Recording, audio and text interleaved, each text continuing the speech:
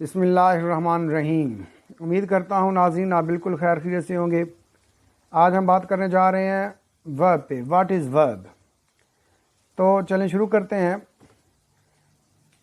Any word that denotes some action or state of being is called verb. कोई लफ्ज़ जो किसी fail को, अमल को ज़ाहिर करे और स्टेट ऑफ बीइंग या हालत को ज़ाहिर करे इज़ कॉल्ड वर्ब। वर्ब कहलाता है। अब इसकी एग्जांपल्स कौन सी हैं? To work, to peel, to need.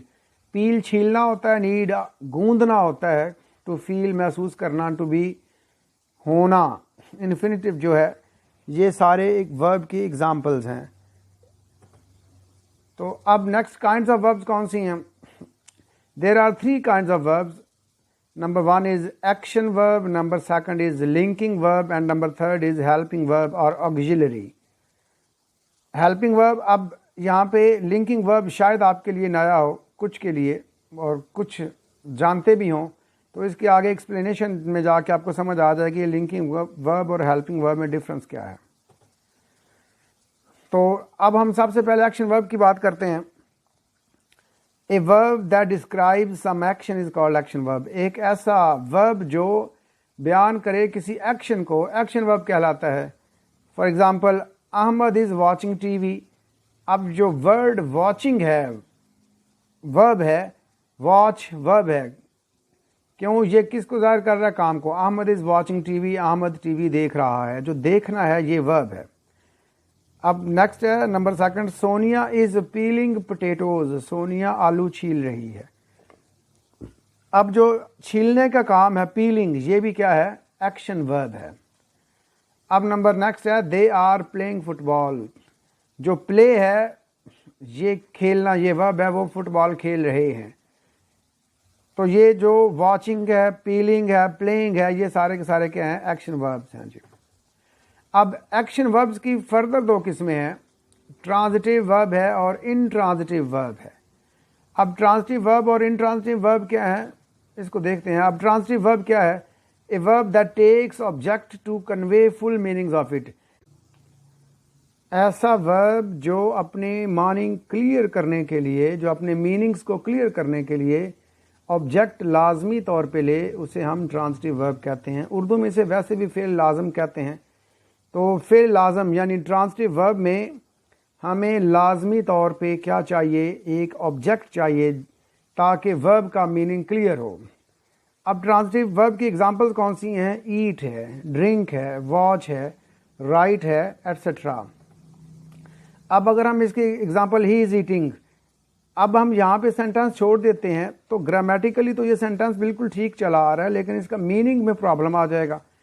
हमें बताना पड़ेगा कि वो क्या खा रहा है। He is eating rice, is eating apples. हमें कुछ ना कुछ ऑब्जेक्ट यहाँ पे देना पड़ेगा। इसी तरह ड्रिंक है, शी इज़ ड्रिंकिंग। अब शी इज़ ड्रिंकिंग का मतलब है, अगर हम साथ कुछ नहीं लगाते इसका मतलब क्या बनेगा? वो शराब पी रही है। अब ये नेगेटिव मीनिंग तो हम नहीं चाहते कि आगे जाए, हमें साथ लगाना पड़ेगा she is drinking water, she is drinking milk, etcetera. Next है इनट्रांजिटिव वर्ब। इनट्रांजिटिव फेल मुतद्दी उर्दू में कहते हैं। A verb that does not take object to convey its full meanings is called intransitive verb. ऐसा वर्ब जो ऑब्जेक्ट नहीं लेता अपने फुल मीनिंग्स पहुंचाने के लिए, क्लियर करने के लिए, इज कॉल्ड इनट्रांजिटिव वर्ब। इसके एग्जांपल्स हैं रन है, स्लीप है, ब्रीद है, et cetera. They are running, for example वो दौड़ रहे हैं। अब यहाँ पे हमें ऑब्जेक्ट नहीं चाहिए, इसके बगैर ही मीनिंग क्लियर हो रहा है। इसी तरह जो स्लीप है, सलमा स्लीपिंग, सलमा सो रही है, इसका मतलब है यहाँ पे भी हमें नहीं चाहिए। वी आर ब्रीदिंग, अब यहाँ पे भी हमें नहीं चाहिए। अब ऐसी सूरत हाल जहाँ पे सेंटेंस मुकम्मल हो रहा हो बगैर ऑब्जेक्ट के, ऐसी वर्ब जो मीनिंग क्लियर कर रही हो, उसको हम इनट्रांजिटिव वर्ब कहते हैं। अब कुछ मॉडल सेंटेंसेस हैं जो क्लियर करेंगे कि कौन सा ट्रांजिटिव है और कौन सा इनट्रांजिटिव है, कौन सी वर्ब ट्रांजिटिव है, कौन सी इनट्रांजिटिव है। ये सामने आपके 7 मौजूद हैं सेंटेंसेस और वर्ब्स अंडरलाइंड हैं। पहला सेंटेंस है नताशा वाज स्लीपिंग, नताशा सो रही थी। इसका मतलब ये है कि ये इंट्रांजिटिव वर्ब है, हमें ऑब्जेक्ट की ज़रूरत ही नहीं है। नंबर सेकंड है Shavez played cricket yesterday, Shavez ने कल क्रिकेट खेली। यहाँ पे प्लेड के बाद ऑब्जेक्ट क्रिकेट आया, इसका मतलब ये ट्रांजिटिव वर्ब है। नंबर 3 है Hina watch cartoon this morning, इस सुबह हिना ने कार्टून्स देखे। अब वॉच जो है ये भी क्या है, ट्रांजिटिव है, क्यों, इसके बाद ऑब्जेक्ट आया। इसी तरह Aliha wept a lot for her lost doll, Aliha जो है ये रोई बहुत ज़्यादा अपनी जो गुड़िया है खो जाने पर, या खोई गुड़िया के लिए। अब लफ्ज़ वेप्ट वीपिंग जो है ये भी क्या है, इंट्रांजिटिव है, हमें इसके लिए ऑब्जेक्ट की ज़रूरत नहीं है, ये हर चीज़ वैसे क्लियर कर रहा है। नंबर 5 है स्टूडेंट्स आर राइटिंग स्टोरीज़, अब जो राइट है ये ट्रांजिटिव है, इसके लिए हमें स्टोरीज ऑब्जेक्ट चाहिए। अब स्टोरीज की जगह लेटर्स भी आ सकता है, एसेज भी आ सकता है, कुछ भी आ सकता है। नंबर 6 है शायान रैन ब्लाइंडली आफ्टर अब्दुल्ला, शायान अंधाधुंध अब्दुल्ला के पीछे भागा। रन जो है ये भी क्या है, इंट्रांजिटिव है, इसके लिए लाजमी नहीं है कि क्या हो, हमें चाहिए ऑब्जेक्ट। लेकिन यहाँ पे अगर आप गौर करें तो आपको अब्दुल्ला ऑब्जेक्ट नज़र आता है, तो इसका मतलब है कि जो कुछ वर्ब्स ऐसी भी हैं जो ट्रांजिटिव और इंट्रांजिटिव दोनों में इस्तेमाल हो जाती हैं। नंबर 7 है the teacher punish the naughty student, उस्ताद ने सज़ा दी शरारती तालिब इल्म को। अब ये जो पनिश है ये ट्रांजिटिव है, क्योंकि इसके बाद क्या है, हमारे पास नॉटी स्टूडेंट ऑब्जेक्ट मौजूद है, जहाँ पे ऑब्जेक्ट मौजूद होगा वो ट्रांजिटिव होगा। नेक्स्ट है linking verb. Linking verb is a verb that creates a link between noun or adjective. Next, linking verb. Linking verb is a verb that creates a link between subject and noun or adjective. Linking verb ऐसा verb है जो एक link पैदा करता है subject और noun के दरमियान या सब्जेक्ट और एडजेक्टिव के दरमियान।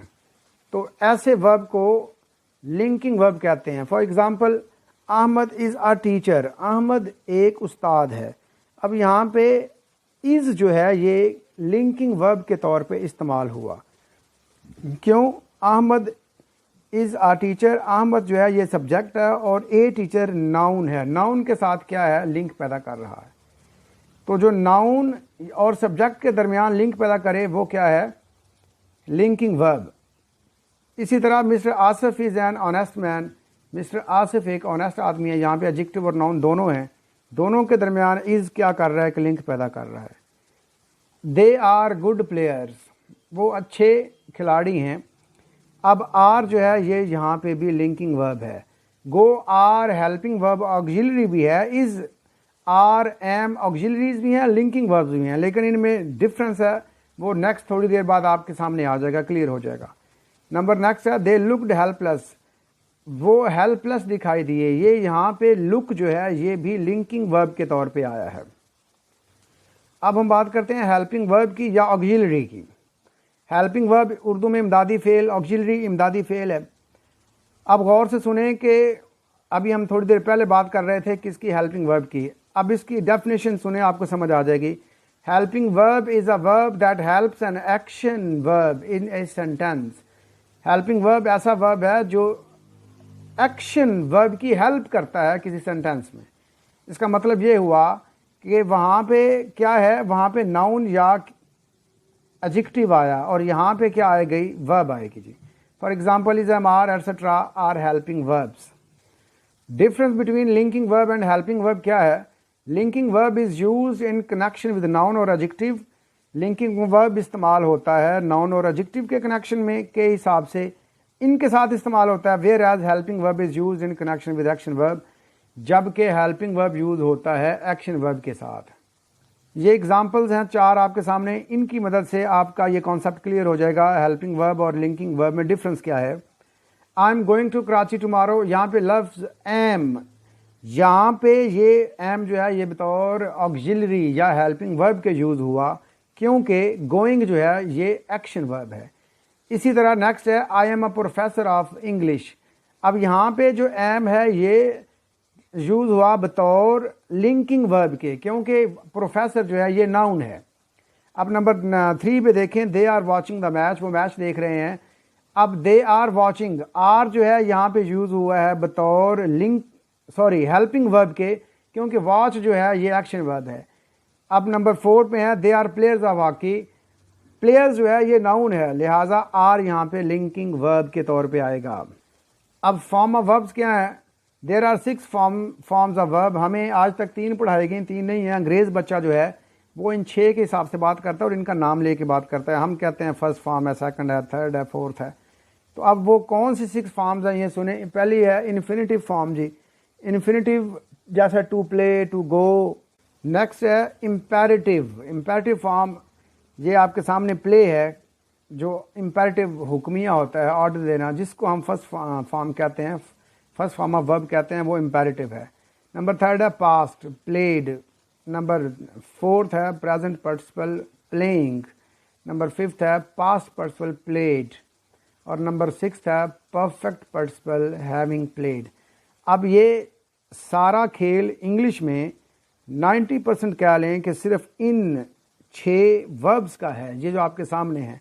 अगर आप इनके इस्तेमाल को ग्रिप कर लें, आपकी समझ में आ जाए, तो आपकी 90% 80% इंग्लिश बिल्कुल क्लियर हो जाती है। आई डू होप सो कि आपको ये वीडियो अच्छी लगी होगी।